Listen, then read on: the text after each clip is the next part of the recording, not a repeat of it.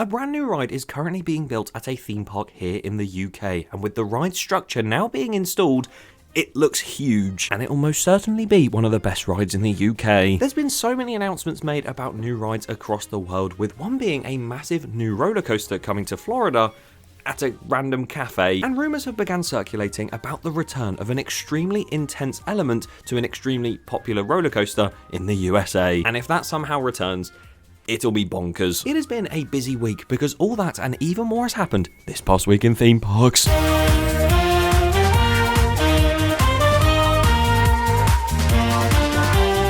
Yes, welcome back to the series with a name so self-explanatory that I'm going to explain it anyway. This past week in theme parks, where I take you through everything that's happened at theme parks in the past week, because you wouldn't have guessed that, would you? And as per usual, it has been very busy, so if you do want to skip to specific stories, be sure to use the video progress bar chapters below. Be sure to subscribe to the channel as well if you haven't already, and be sure to check out the new merch that I've just dropped for pre-order. I really do appreciate all of the support on that drop so far. It means so much to me, and there is still time to pre-order, so go and check that out via the link in the description. And with that being said, it's news time, and there is genuinely so much of it to cover today, a stupid amount, and luckily I know the perfect way to get through all of that news very quickly. With the quickfire news segment, let's go! Starting in the USA, which technically today has its own sub-segment as well. But we'll get onto that, because first of all, Universal Creative have revealed brand new conceptual renderings, otherwise known as concept arts, for the new Universal Kids Resort coming to Texas, with a very terrifying looking front car for a kiddie coaster once again. Kings Island have partnered with Gravity Group to start retracking the beast. They're going to be removing approximately 200 feet of track, including the entire top of the second lift hill. Talking of Cedar Fair and Six Flags Great Adventure have finally reopened Nitro after some sort of closure. It's really funny when you see an announcement about a ride reopening when you didn't even know it was closed anyway. Great to see regardless. Cedar Point has a big rumour coming out of it now, where trustworthy sources are saying that Maverick, their Intamin launch coaster, could receive a huge retrack and refurbishment to now add back in that Heartline roll that killed the train during testing. There's only a select amount of footage of it, but it would come down from an overbank and go into this really low to the ground, quick flip round, and apparently it was just way too sudden, so they removed it. Now it might be coming back, but that's just a rumour because we like reporting about them too, so it's not fact. Take it with like a handful of salt, because it could be very likely to happen in the future. Back to Universal once again, they have now started testing Hollywood drifting over at Universal Studios Hollywood. Yes, look at it go. It's drifting around those corners. It's doing full rotations. Oh, it looks incredible. And I genuinely cannot wait to see when they put the proper trains on there. And then we're going to head to the state of Florida, because pretty much all the rest of the news from America is there, including that sub-segment. And within the parks, Epic Universe, again, more Universal news, they just keep doing stuff every week. The first notice of commencement for the project going in Epic Universe and that huge new ride they're building has been listed with an expiration date of December 31st, 2028, meaning we could see this open either in 2028 or 2029. Over at Disney World, specifically EPCOT, Test Track has been nominated for a Grammy because of its new soundtrack, which I don't think has ever happened for a ride before, which is incredible, because ride soundtracks deserve more love. And with their soundtracks and shows and stuff, they also went over to Las Vegas and performed a version of Fantasmic, which you can find at Walt Disney World, so technically this is in Florida still, despite the fact it was performed at the Las Vegas Grand Prix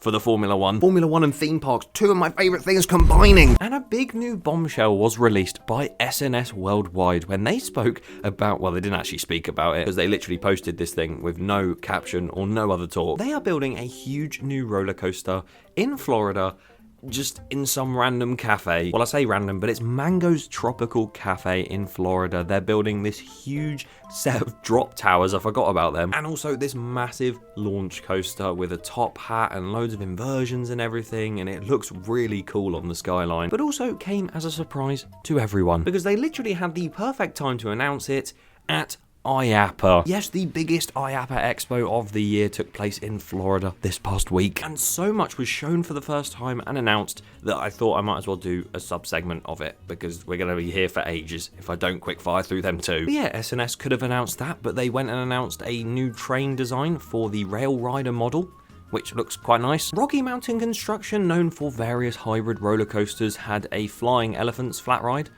at their stand because of one of their partnerships, but they also went and announced a brand new Raptor coming to Family Kingdom on Myrtle Beach. Definitely butchered that pronunciation, but there's been no more information about that. GCI have been showing off their hybrid inverting shuttle coaster.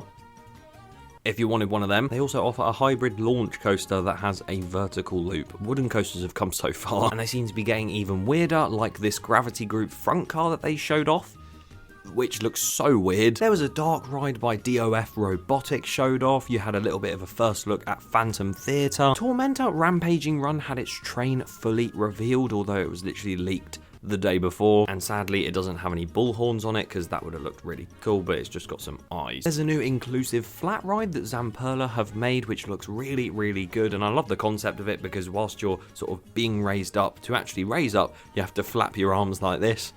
That's quite cool. SeaWorld Orlando revealed their brand new dark ride car that they've made in conjunction with Vekoma. Now Legoland Winter won't be the only place with a dark ride on tracks that looks like a submarine. Dollywood revealed their brand new night flight train, boat, plane, whatever you want to call it, vehicle for that dark ride, and it looks really cool. And back to Zamperla again, they revealed in the background of their stall during a video which shows the different sizes of coasters that they do, with Top Thrill 2 being the biggest. No. Top Thrill 2 is not the biggest that they're offering anymore, because they seem to be offering a 500-foot version of it. The exact same layout as Top Thrill 2, but just that tiny bit taller. And that felt like a breeze, because IAAPA has now been covered. I've definitely missed something big, for sure. But it's okay, because now we're going to just travel around the world a bit and cover some small news in various places, and I'm not going to teleport to each one because that will be long. Oh, for God's sake, I've been teleported anyway. Dreamworld in Australia are currently hosting inside their park Big Brother, which, if you don't know, is a reality TV show that is done all around the world, different series and stuff. I don't personally watch it, but whatever the Australian one is currently being hosted inside of Dreamworld, the theme park. All the housemates going to be sleeping and all they hear is whoosh. All the way over in Beijing now, you may have heard of Ferrari World in Abu Dhabi, you might have heard of Ferrari Land in Spain. Well, get ready for Beijing's own Ferrari World. It's going to be part of a new $1.4 billion entertainment complex and was agreed to happen very recently. We have no idea on when it's going to open or what rides they're going to have, but it is funny to see nonetheless, because if I had £1 for every Ferrari theme park in the world, I would have £3.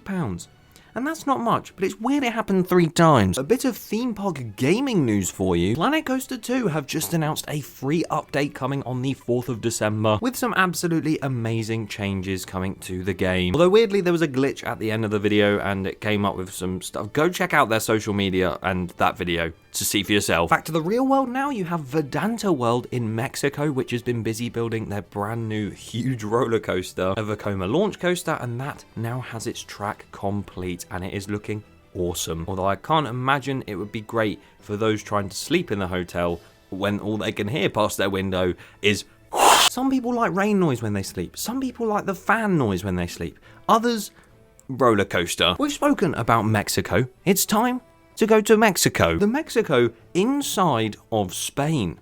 Hang on a second. Because Portaventura World in Spain has a Mexico themed area. You see what I'm getting at now? That was smart. A while back there was construction fences lined around that area, and now it seems like a crane has appeared near there as well. Could just be for something small or something huge. Who knows? Over at Walibi Holland in Holland, their kids area is going to be getting a massive makeover for 2026, and that is definitely needed. That seemed so run down when I last went. I'm excited to see what they do with that. A Vekoma family boomerang and a Sierra family tower ride are going to be built for the 2026 season at a French theme park called Frappatuis City. I told you I'm awful at pronunciations. And technically this isn't news for the past week, but the next week in theme parks, the next day, today, in theme parks.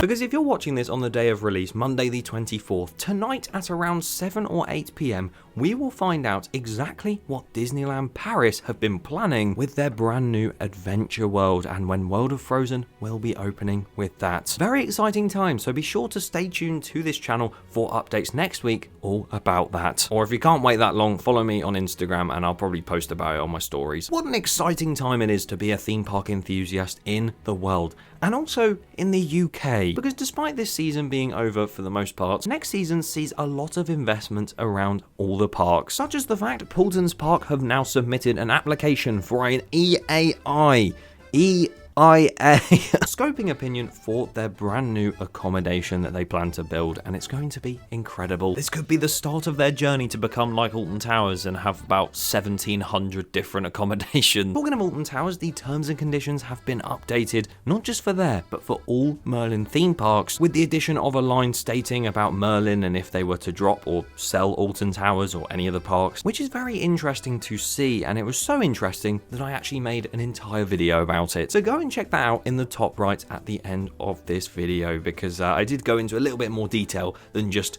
terms and conditions have changed, video over. But yes, I spoke about that all already, so go and check that out. I didn't speak about the fact that Merlin annual passes are getting more perks, because the Platinum Pass has now got a free fast track every visit to a Merlin theme park, and also 4 bring a friend vouchers for free. I'm not going to go too much into it. I genuinely think that is more of a reason for them to sell off some parks, because they're just trying to get some people in the door. But new perks for those that have already got a pass or are going to purchase one, fantastic. And you know what else is fantastic? When a piece of news from a very, very long time ago comes back with some positive progress, and that is a brand new multi-million-pound water park project coming to Manchester. No, the Chessington one, if you were thinking it was that, that's still dead in the water. Genuinely no idea what's happened there. But in Greater Manchester, they were going to build this huge water park complex, and it was going to be all indoors, and it was really well themed by the looks of it. And it went very, very quiet for a very long time, until groundwork has been spotted to have begun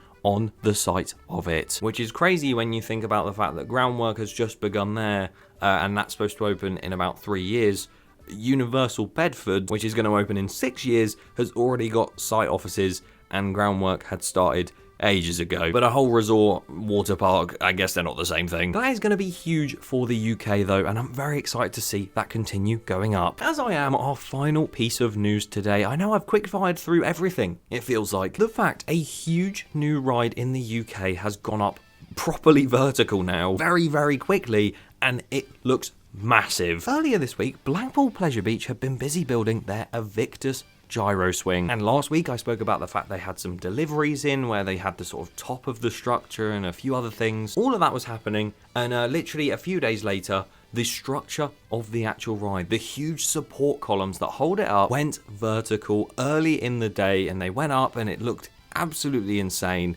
And that same night they were gone. So one could only imagine that something went a bit wrong there. But the next morning they were hard at work, and they put up the structure once again, and it has stayed up ever since. Don't worry, Invictus isn't cancelled, guys. And at the weekend, the park did open for the first time that week when it had been up, and my god, does this ride...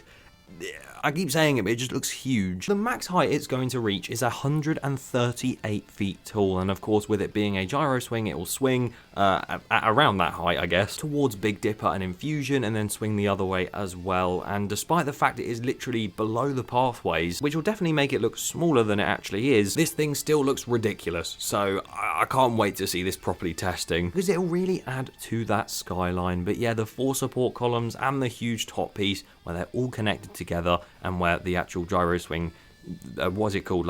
It's like a frisbee, where that'll connect to it all the way down to the ground, and then of course that will swing on that.